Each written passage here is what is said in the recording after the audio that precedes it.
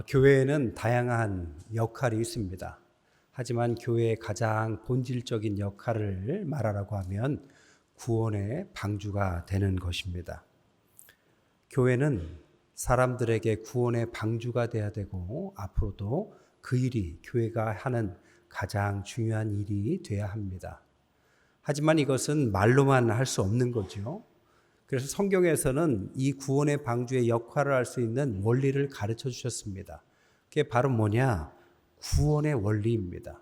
이 구원의 원리대로만 하면 부흥할 것이고 교회는 건강한 교회로 발전할 것입니다. 그 구원의 원리가 뭐냐? 바로 교회에 사명자가 준비될 때 비로소 구원받을 영혼을 하나님께서 붙여주신다라는 원리입니다. 오늘 제목과 같이 준비된 제자가 있으면 예비된 영혼을 보내주신다. 이것입니다. 이 순서가 바뀌어서도 안 되고 인위적으로 만들어져서도 안 됩니다. 하나님의 교회는 하나님의 일꾼이 준비된 만큼 하나님께서 예비된 영혼을 보내주실 것입니다. 그래서 교회가 해야 될 것은 이 원리대로 얼마나 많은 준비된 제자들을 세워가느냐에 방점을 맞춰서 가면 하나님께서 구원의 원리대로 발전시키고 부흥시키시는 것입니다. 인위적으로 사람들을 끌어모아서 다양한 프로그램으로 하는 것은 한계가 분명히 있습니다. 반드시 하나님의 일꾼이 준비돼야만 복음이 전달되고 사람들이 그 복음을 통해서 성장하는 것이죠. 오늘 본문이 그것을 가장 잘 보여주는 본문입니다. 스데반은 순교당했죠.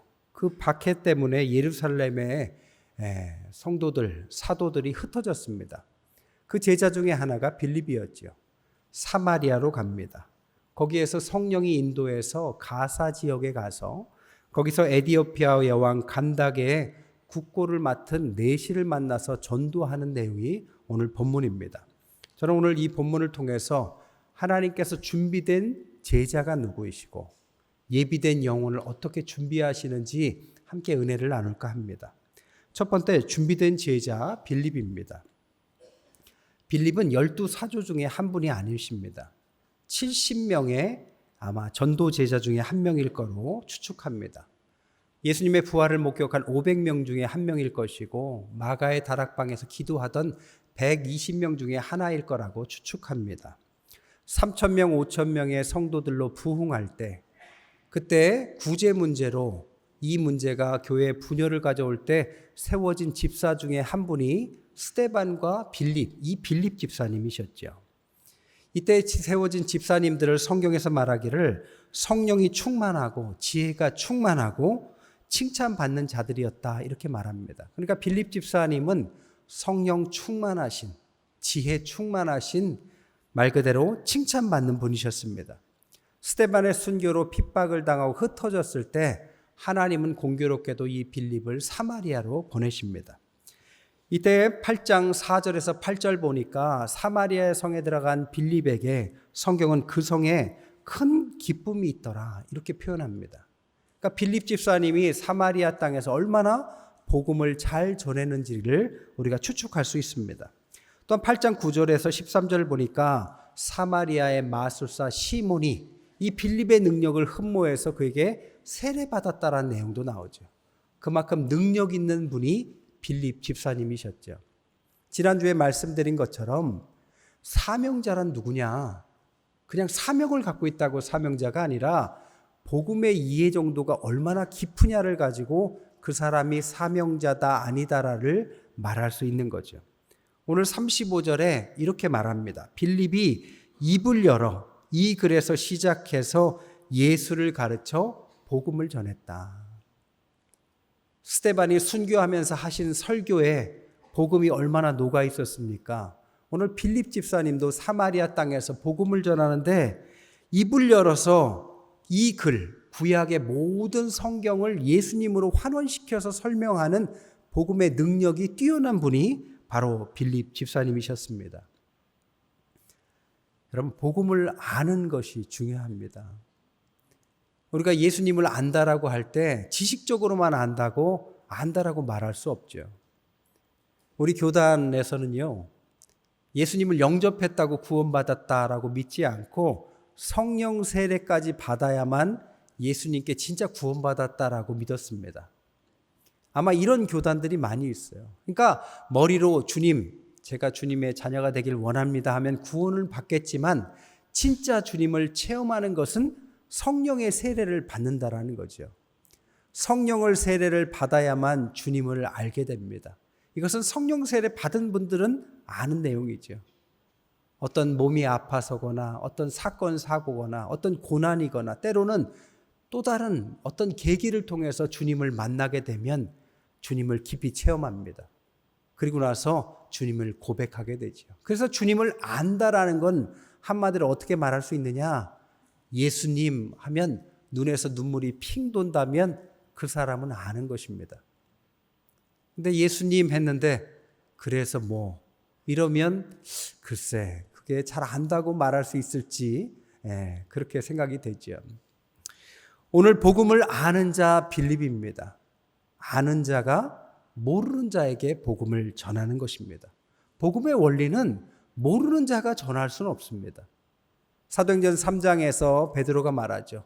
내게 있는 것으로 내게 주노니 그리스도 예수의 이름으로 일어나서 걸어라.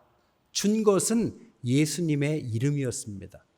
그가 아는 것은, 그가 있는 것은 근과 음이 아니라 예수 그리스도, 그의 삶에서 체험된 주님의 이름, 이것을 알았기 때문에 복음이 전파되고 능력이 나간 것이죠. 오늘도 앞에서 찬양 불렀지만 찬송가 91장에 슬픈 마음 있는 사람에게 주님의 이름은 기쁜 마음으로 바꿔줍니다. 주님의 이름은 세상의 소망이고 주님의 이름은 천국의 기쁨이 되는 것입니다. 이것을 아는 자가 사명자고 이것을 아는 자가 준비된 제자인 거죠.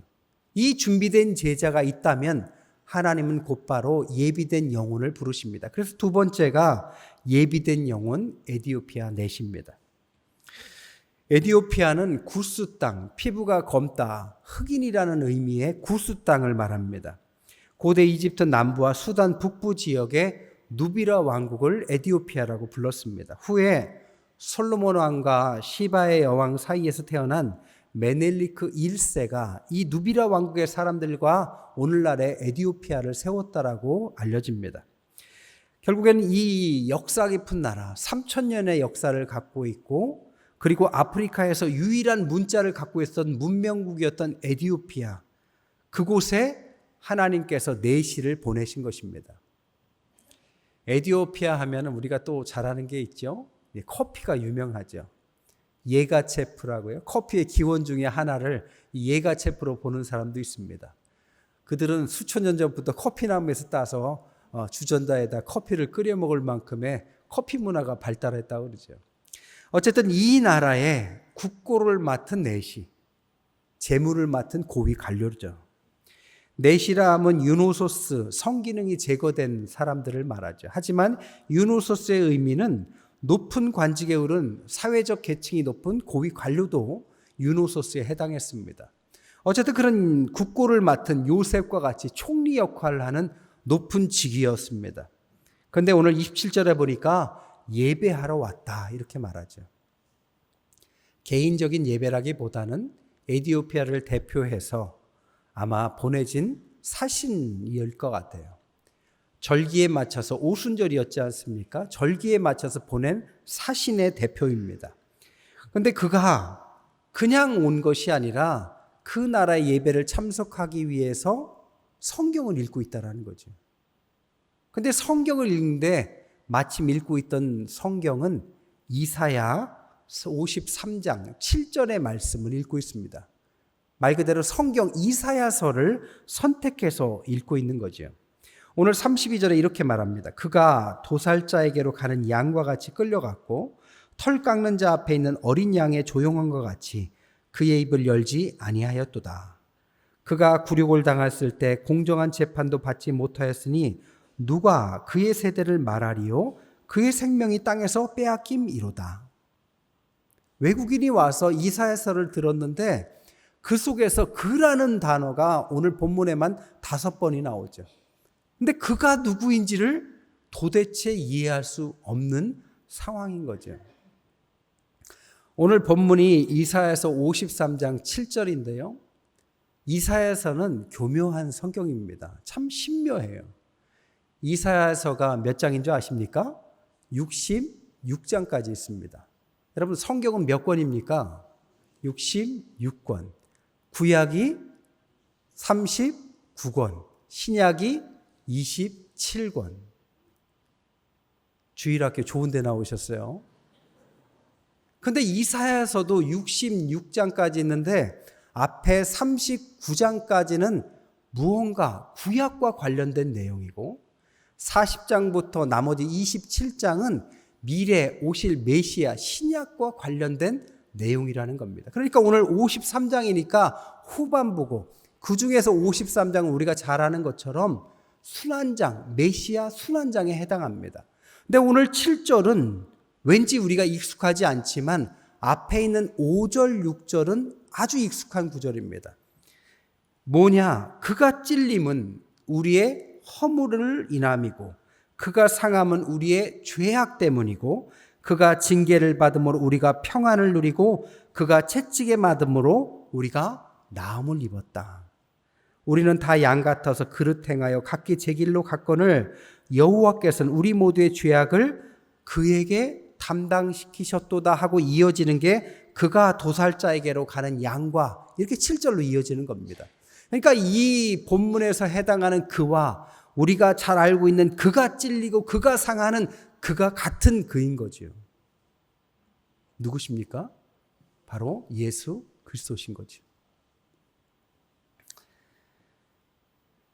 미국에 이민 가셨던 어떤 장로님이 간증 집회하는 걸 들었어요. 그가 가수셨다가 미국에 가셔서 이제 신앙을 얻고 장로님이 되신 이야기였습니다. 그분께서 한국에서 가수 생활을 하시다가 참 여러 곡절이 많았나 봐요.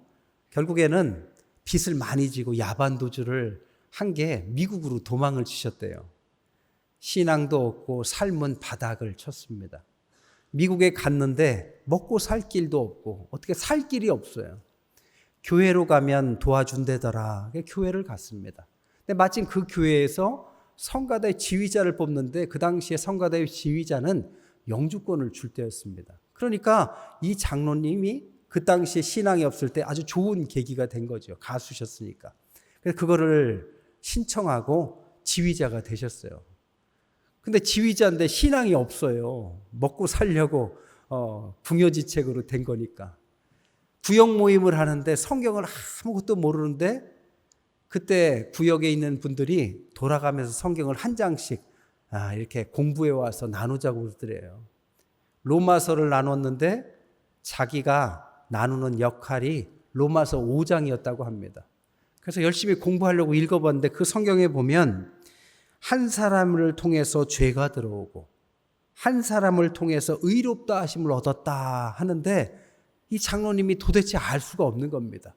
이 한 사람이 어떤 한 사람인지 같은 사람인데 왜 한 사람은 죄가 들어오고 한 사람을 의롭게 하는지 도대체 이해할 수가 없어서 성경을 읽고 또 읽다가 나중에 그 한 사람은 아담이고 한 사람은 예수님이라는 사실을 깨닫게 되고 주님을 만났다고 합니다. 여러분 오늘 본문에서도 이 이디오피아 내시가 그가 누구인지 계속 그가 누굽니까? 그리스도 예수신 거죠. 놀라운 건 뭐냐?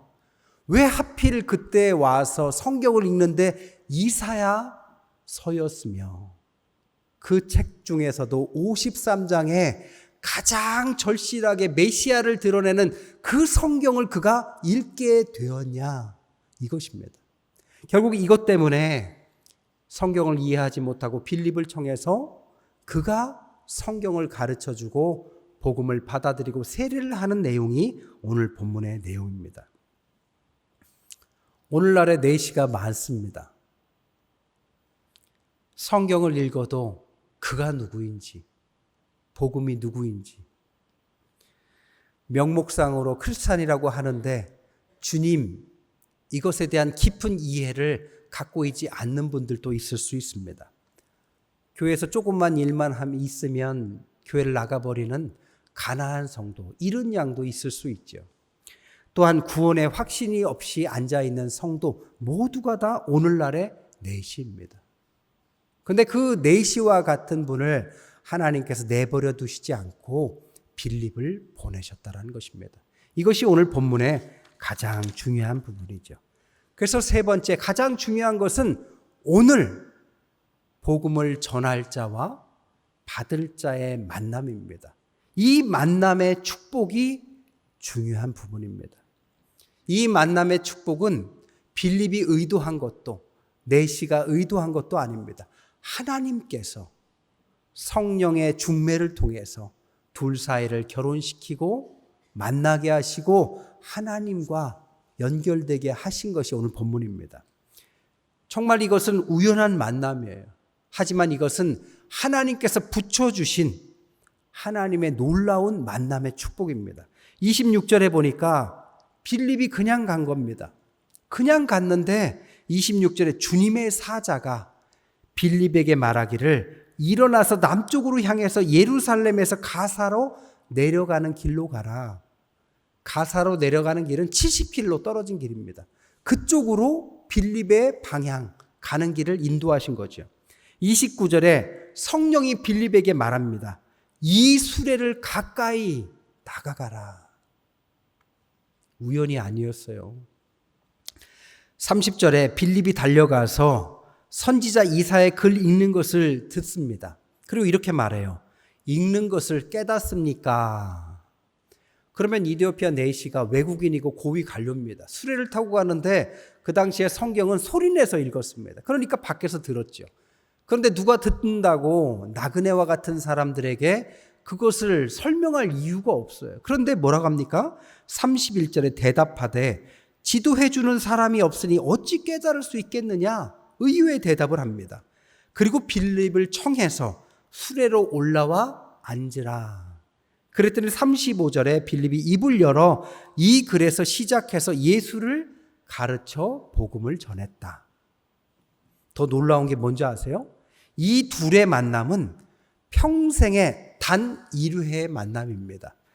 39절에 보니까 다시 보지 못하니라. 이전에도 만난 적이 없고 이후에도 만난 적이 없습니다. 말 그대로 스쳐 지나가는 만남. 그 한 번의 만남에 하나님은 그 한 번의 만남을 놓치지 않으시고 준비된 제자와 예비된 영혼 사이를 연결시켜 주신 것이죠. 옛날에 제가 기차를 타고 지방을 가기로 했는데요. 어쩌다가 기차를 놓쳤어요. 그리고 나서 얼른 티켓을 다음 거 끊어서 기차 다음 차를 탔습니다. 딱 탔더니요. 옆자리에 누가 앉았느냐. 제 초등학교 동창이 딱 앉아 있는 거 있죠. 근데 그 동창이 초등학교 때 같이 교회 다니던 친구였습니다. 우연의 만남이었어요. 그래서 만나니까 거기서 이런저런 얘기를 하는데 아니 오랜만에 수십 년 만에 만났는데 그 친구가 자신의 이야기를 막 너무 진지한 이야기까지 다 얘기를 풀어놓는 것입니다. 내용인 즉슨 교회는 떠났고 세상에 살다 보니 너무 지쳤다. 이런 내용이었습니다. 그래서 제가 다시 복음을 전했어요. 그리고 그 친구가 그것을 받아들입니다. 그리고 우리는 헤어졌어요. 그리고 그 다음부터는 아직 연락도 못했습니다. 기차를 우연하게 놓치게 하신 것도 그를 만나게 하신 것도 우연일까요? 오늘 내시와 오늘 빌립의 만남은 절대 우연이 아닙니다. 이 둘의 만남은 하나님께서 만세전부터 예비하시고 준비하시고 하나님의 준비된 제자가 준비되었을 때 예비된 영혼을 준비하셔서 그 둘을 기가 막힌 타이밍에 만나게 하셨다는 것입니다. 여러분, 인간관계는 우리가 얼마나 오래 만나느냐도 중요하지만 가장 중요한 것을 전하느냐가 더 중요한 것입니다. 가장 갈급한 사람과 가장 충만한 사람의 만남, 이것이 하나님께서 우리를 통해서 하실 만남인 것입니다. 우리가 갈급한 자라면 가장 충만한 사람을 만나게 하실 것입니다. 우리가 충만한 사람이라면 가장 갈급한 사람을 만나게 하실 것입니다. 이 만남은 인위적인 만남은 아니지만 하나님에 의한 만남이고 이 만남을 통해서 놀라운 일이 벌어지는 것이죠. 미켈란젤로의 천지창조라는 명화를 아시죠? 하나님이 손가락을 뻗고 저 아담이 손가락을 뻗고 손가락이 달랑말랑하면서 이것이 천지창조다라는 제목을 갖고 있어요. 미켈란젤로에겐 하나님과 인간의 손가락이 닿는 이 부분이 생명의 창조다라는 것을 말하고 있는 거죠. 마찬가지입니다. 우리도 하나님을 만나는 것, 이것은 생명의 창조가 일어나는 것입니다. 우연찮은 만남 같지만 전하는 자와 만나는 자의 만남은 하나님과 인간의 만남입니다. 생명의 만남이고 이 만남을 통해서 인생이 변하는 하나님의 형상을 되찾는 축복의 만남이 되는 것이죠. 이 미켈란젤로의 작품을 패러디한 영화가 있죠. 바로 스필버그 감독의 E.T.라는 영화죠. E.T.라는 영화 보면 외계 생명체가 이 땅에 와서 엘리엇이라는 소년과 만나죠. 근데 외계 생명체와 이 지상의 생명체가 대화가 통하지 않습니다. 그때 어떻게 하느냐? 손가락이 둘이 딱 만나죠. 만나는 순간에 외계 생명체와 이 땅의 생명체가 소통되기 시작합니다. 마찬가지입니다. 통하지 않던 사람이 만남을 통해서 통하게 되는 것이고 생명이 전달되는 것이고 하나님을 함께 공유하게 되는 것이고 전혀 외계 생명체의 말이 통하지 않는 사람도 하나님이 그를 만나주시면 바로 하나님의 백성으로서 서로 소통하게 만드는 것이 바로 갈급한 자와 소통하는 가장 충만한 사람과의 만남인 것입니다. 이것이 바로 준비된 제자와 예비된 영혼의 만남인 것이죠. 수많은 시간을 함께 보내도 이 만남을 전하지 못하는 사람이 있는 반면에 단 한 번 스쳐 지나가며 만나도 이 만남을 추선하는 사람이 있게 되는 거죠. 여러분, 전도를 너무나도 이렇게 영업하듯이 생각하지 마세요. 굉장히 미안해하면서 뭔가 아쉬운 소리 해야 하고 밥도 사줘야 될 것 같고 그런 생각하지 마십시오. 밥 얻어 먹으면서 복음을 전하십시오. 왜? 우리가 전하는 것은 그와 하나님의 만남을 주선하는 것입니다. 성령이 그 중간에서 중매 역할을 하고 하나님 앞에서 준비된 제자가 갈급한 영혼을 만나서 하나님의 복음을 전하는 건 전혀 부끄러운 일이 아닙니다. 하나님께서 계획하시면 이 만남을 통해서 하나님은 놀라운 일을 계획하시죠. 그것이 네 번째입니다. 만남은 열매가 있더라는 겁니다. 이 만남은요, 최초의 이방인과의 만남이었습니다. 문화를 넘고 문화를 넘는 만남이었죠. 빌립 집사님은 앞에서 밝혔듯이 히브리파와 헬라파라는 이 경계선을 넘었던 사람입니다. 그는 사마리아의 경계를 또 넘어갔습니다. 그리고 이디오피아라는 외국인이라는 경계를 또 넘어가게 되는 거죠. 여러분, 복음이 뭘까요? 학자들은 이렇게 말해요. 복음이란 본질을 가지고 경계, 문턱을 넘어가는 거다. 문턱을 넘고 경계를 넘어서 하나님의 복음을 전하는 것이 그게 복음의 본질이다. 이번에 라오스 선교를 갔다 왔어요. 가나서 여러 사역 중에 하나가 여러분께서 지난번에 사순절 때 금식하시면서 어렵게 모아주신 쌀을 전달하는 그런 행사도 하고 왔습니다. 라오스가 사회주의 국가인데요. 그러고 나니까 구석구석 이 어려운 사람들에게 쌀을 전달하기 위해서 그 사회주의 지도자들이 이장들을 불러 모아요. 그래서 이장들에게 동네 가난한 사람들, 쌀이 필요한 사람들 숫자를 파악해서 쌀을 전달하도록 했습니다. 사진 한번 보여주실래요? 저 뒤에가 우리입니다. 우리 선교팀이 그 중간에 있는 게 쌀이에요, 쌀. 이것 말고 잔뜩 있습니다. 여기서만 한 게 아니라 다른 곳에서 또 했어요. 그 앞에 저 쭈그리고 앉아 계신 분들이 이장들이에요. 이장님들이 많이 오셔서 지금 쌀을 트럭에다가 장득 싣고 가셨습니다. 됐습니다. 여러분, 이 한국에, 그것도 대전에 태평교회에서 여러분 한 끼 금식하시면서 모아주신 쌀은 한국을 넘어갔어요. 라오스의 문턱을 넘어갔고요. 라오스 중에서도 까시라는 오지로 갔습니다.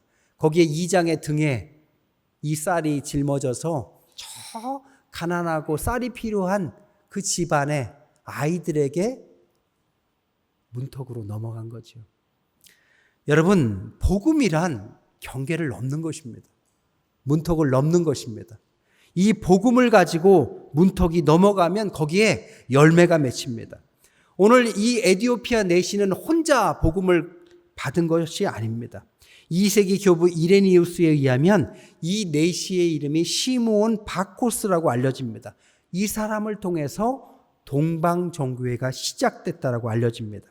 그리고 사도행전 13장 1절에 안디옥 교회 창립 멤버 중에 니게르라 하는 시므온, 이 니게르를 니그로 흑인이라고도 해석하는데 이 사람이 혹 이 에디오피아 내시일 것이다라고 자료를 주장하는 사람도 많습니다. 어쨌든 이 사람을 통해서 오늘날 9,200만이나 되는 에디오피아 인구 중에 45%가 정교회 교인입니다. 전체 인구의 62.8%가 기독교인이 되었습니다. 이 기독교의 시작이 스쳐 지나가는 것처럼 단 1회 만났지만 우연한 만남처럼 전해졌던 빌립의 복음이 이디오피아 내신에게 전해졌고 그의 높은 지위를 통해서 그 나라에 복음이 들어가서 오늘날 이디오피아 단 한 번의 만남으로 수백 수천만의 사람들에게 복음이 전해진 이야기가 오늘 본문의 내용인 것입니다. 말씀을 정리할게요. 여러분, 예비된 영혼은 너무 많습니다. 중요한 것은 준비된 제자가 적다란 것입니다. 소돔과 고모라의 멸망의 기준은 얼마나 많은 사람이 타락했냐가 아니라 거기를 감당할 만한 예비된 제자들이 10명도 되지 않았기 때문입니다. 여러분, 우리가 할 일은 사람들을 끌어모으는 것이 아니라 우리부터 주님을 만나고 예비된 제자로 거듭나는 것입니다. 하반기부터 제자 훈련 또 시작하려고 해요. 여러분, 우리에게 주어진 시간이 있습니다. 주어진 시간 안에서 하나님의 일꾼들이 세워져야 하나님께서는 그 준비된 것만큼 우리 교회를 통해서 예비된 영혼을 보내실 줄 믿습니다. 그 가운데 우리의 가족이 전도될 것이고 우리의 이웃이 전도될 것이고 우리 한국과 저 한국을 넘어서 많은 나라들의 복음이 경계를 넘어 전달될 줄 믿습니다. 그런 은혜가 함께 하시기를 주님의 이름으로 간절히 축원드립니다.